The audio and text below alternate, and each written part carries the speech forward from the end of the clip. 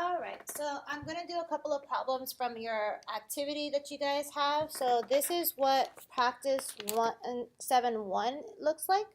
Let me pull this back to the side. So this is 7-1. I'm going to do an example, a few examples of this section, a few examples of this one, and this one.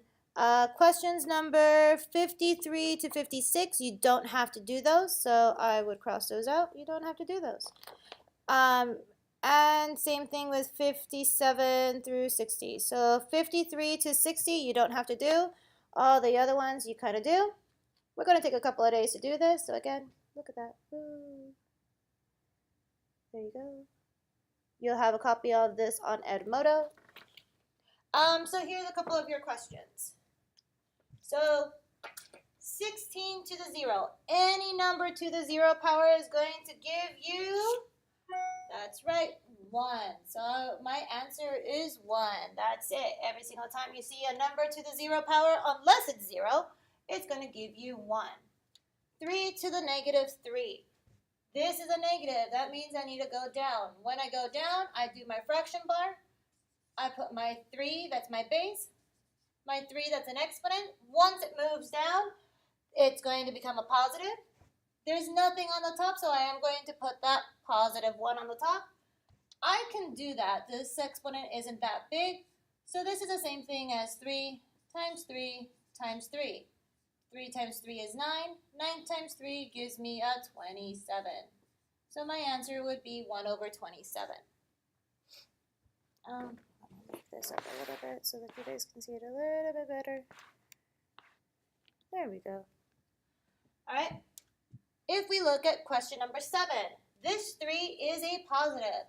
So I don't have to move this guy. I'm going to leave it right there. This 6 does have a negative 1, so it does want to move to the top. Since I am moving it to the top, I don't have to make that fraction bar. So I'm going to multiply this guy by a 6 to the 1 power. 6 to the 1 just means I have a 6. So 3 times 6 gives me, that's right, it's 18. So that's the answer for that one. For the following section, I have A equals negative 2 and B equals 6. So what I have to do is I have to plug in those numbers wherever I see an A and a B. So I have a negative 4, so I'm going to write down negative 4 times, so I'm going to put in a parentheses, A. A is negative 2, and that's to the negative 2, times B, which is 6, and that's to the negative 3. All right? What exponent does a 4 have? That's right, it has a 1. So I'm going to put a 1 right there. That means that these two negatives need to move down. So I'm going to draw an arrow going down, an arrow going down. Since I did draw an arrow going down, we do need that fraction bar. Even though we do have a negative 4, that is my base, so it doesn't have to move. So it's going to stay on the top. This negative 2 goes to the bottom, so I'm going to have a negative 2 squared. And then next to it, I'm going to have a 6 to the third.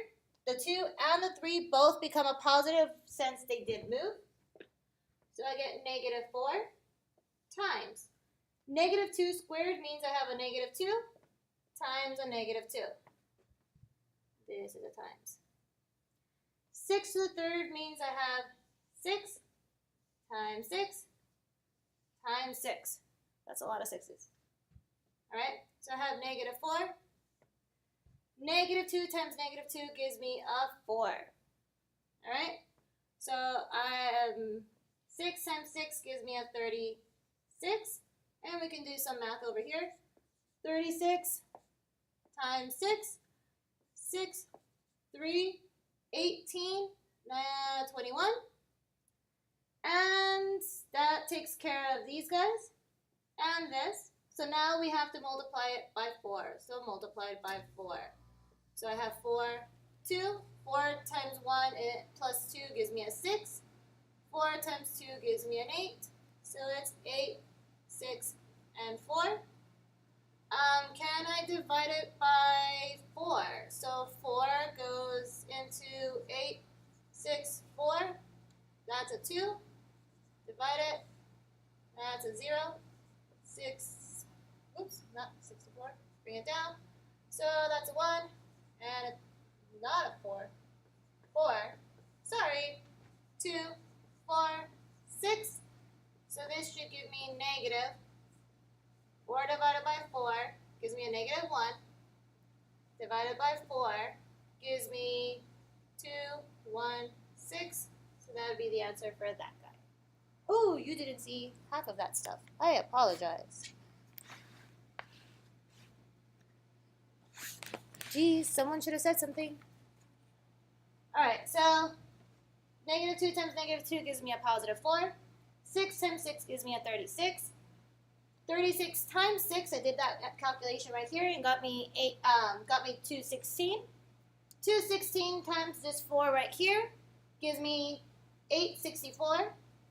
So I had negative 4, which was on the top already, and 864 on the bottom. Both of them I can divide it by 4. So I did my division right here. So I get negative 1 over 216. Right? So the following section, we're still simplifying again. So nothing happens to my 3, so I'm going to leave it alone. This is a negative 6, so I am going to move it down. This is also a negative, so I'm also going to move it down. So I have x to the 6th and y to the 5th. Ooh, I forgot to write down that problem. Which problem am I going to do? So for the last section, let's do 68. We'll do number 68. So let me erase some of this board.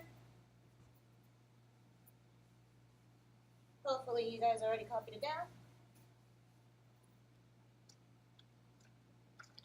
So number 68 says M and P.